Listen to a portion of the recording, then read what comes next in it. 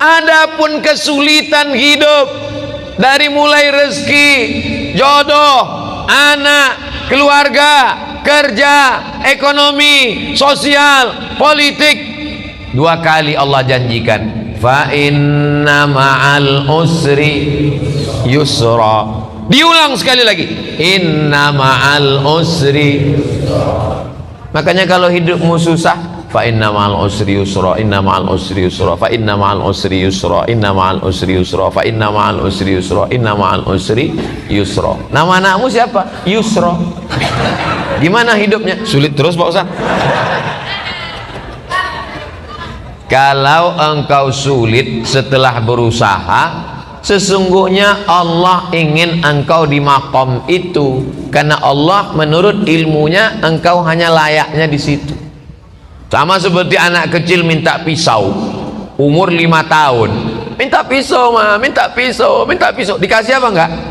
Enggak. Karena kalau dikasih pisau dia akan potong, semua dipotong, kulkasnya dipotong, kabelnya dipotong. Makom kamu cuma sampai di sini. Kalau kamu lebih daripada ini, nanti kamu jadi kufur. Abdul Somad, makommu cuma sampai di sini aja. Lebih dari sini, nanti kau akan jadi jahat. Tapi setelah usaha, saya tidak ingin juga ceramah saya ini disalahgunakan. Besok bapak pagi-pagi dibangunkan sama istrinya, bang, kerja bang, kerja. Makom kita cuma sampai di sini. Setelah usaha, pergi pagi pulang petang, jualan es, hujan nggak turun nggak berhenti. Padahal doanya minta panas, hujan. Berarti Allah sedang menguji engkau kesabaran. Sudah dilakukan berbulan-bulan, berarti Allah ingin kau usaha yang lain. Jual es krim turun juga terus hujan, kalau gitu jual payung lah. Begitu sewa penyewaan payung, panas. Sesungguhnya ada pahala di balik itu. Walladzina jahadu fina, orang yang bermujahadah, mencari rezeki, mencari jalan, membesarkan anak, mencari kerja, kuliah, sekolah, pesantren, berusaha, berdakwah. Lanahdiyannahum subulana, kami akan berikan jalan yang akan memudahkan mereka. Fa inna ma'al usri. Nabi Musa mengalami kesulitan, Nabi Isa mengalami kesulitan, Nabi Ibrahim mengalami kesulitan, Nabi Nuh, nabi-nabi aja mengalami kesulitan. Kita keturunan Nabi aja mengalami kesulitan. Kamu keturunan Nabi? Ya, hati-hati dengan Ustaz Somad, dia itu keturunan Nabi. Masa dia Habib? Keturunan Nabi Adam. Para habaib kita dengan berbagai macam kesulitannya. Nabi punya anak namanya Sayyidatuna Fatimah. Sayyidatuna Fatimah punya anak laki-laki yang pertama Sayyidina Al-Hasan. Sayyidina Al-Hasan punya adik namanya Sayyidina Al-Husain. Dipancung kepalanya, diarak kepalanya dikeliling negeri oleh pasukan Yazid sampai ke istana, ditusuk mulutnya pakai tongkat pendek. Menangis sahabat Nabi dan Ahlul Bait melihatnya. Keturunan Nabi penuh dengan penderitaan. Apalagi kita yang bukan siapa-siapa. Ini baru sholat subuh 2 kali, kenapa hidupku susah? Kemarin waktu belum hijrah perasaan enak-enak aja. Sekarang setelah hijrah ini penuh dengan kesulitan, ngeluh lagi dengan ustaz. Apalah dayaku. Kalau kau terasa hidup ini sulit, ya udah kau mati aja. Fa inna ma'al usri yusra, inna ma'al usri. Tidak ada orang yang hidup ini hidupnya enak-enak aja. Ada tuh Pak Ustadz, pejabat-pejabat itu enak. Kau kan lihat permukaannya aja, air tenang, tapi riaknya di dalam luar biasa. Jadi sesungguhnya setiap manusia ini punya kesulitan, hanya saja tidak ngobrol dengan dia. Kalau kita cerita, kita tahu semua kesulitannya, tapi dia nggak mau cerita Pak Ustadz. Ya tidak, itu aib diri dia, itu kekurangan diri dia. Maka kita berpikir bahwa nabi-nabi, wali-wali, para habaib, zuriat Nabi, orang yang dekat dengan Nabi, dekat dengan Allah. Wala nabluwannakum bisyai'im minal khauf, takut, wal ju', lapar, wa naqsim minal amwal, kurang harta, miskin, susah, bangkrut, kebakaran, wal anfus, sakit, mati, meninggal, kena covid, wal anfus was samarat, buah-buahan, paceklik, kering kerontang, tanaman tidak tumbuh. Wa basyiris sabirin, berikanlah kabar gembira kepada orang sabar. Alladzina idza asabathum musibah qalu inna lillah wa inna ilaihi raji'un. Fa inna ma'al usri yusra, inna ma'al usri yusra. Coba kalau ditulis di kendaraan, di mobil kaca belakang, fa inna ma'al usri yusra, inna ma'al usri yusra.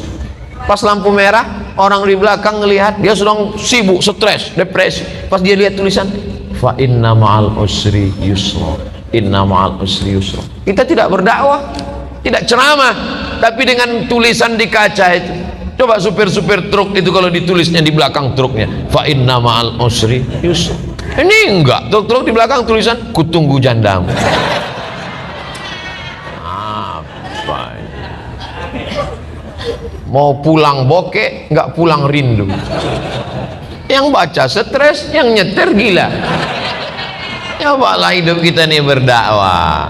Cuman kalau ayat-ayat Quran ditulis di baju, kalau bisa jangan, karena nanti ayat bajunya dibawa masuk mesin cuci, diinjak-injak, disetrika, bajunya nggak dipakai lagi, dipakai untuk ngepel, untuk geset kaki. Fa inna ma'al usri yusra. Durhaka kita kepada Allah. Jadi yang ada tulisan-tulisan itu digunting, surat-surat undangan nikah itu kalau bisa jangan tulis wa min ayatihi an khalaqalakum, terjemahnya aja. Kalau terjemah tulis Latin, kalau bisa dibakar, ada ayat-ayat Al-Qur'an. Fa inna ma'al usri yusra, inna ma'al usri yusra.